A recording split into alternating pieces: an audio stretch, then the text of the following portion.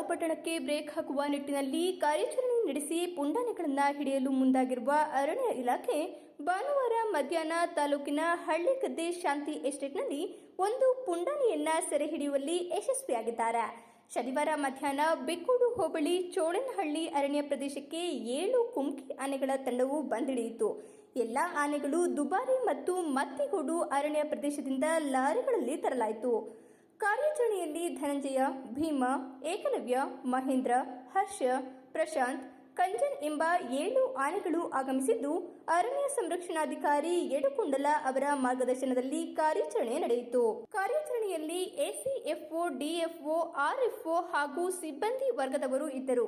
ಅಲ್ಲಿಯೇ ಆನೆಗಳಿಗೆ ಹಾಗೂ ಎಲ್ಲ ಸಿಬ್ಬಂದಿಗಳಿಗೆ ಆಹಾರ ಮತ್ತು ಪಾನೀಯವನ್ನ ತಯಾರಿಸಲು ಶಾಮಿಯಾನ ಮತ್ತು ಶೆಡ್ಗಳ ವ್ಯವಸ್ಥೆಯನ್ನ ಮಾಡಲಾಗಿತ್ತು.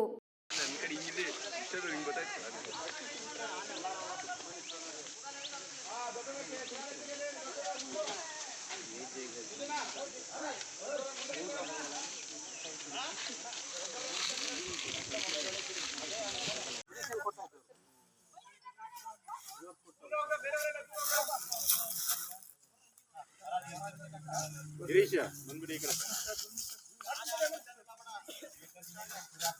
ಬರ್ರಪ್ಪ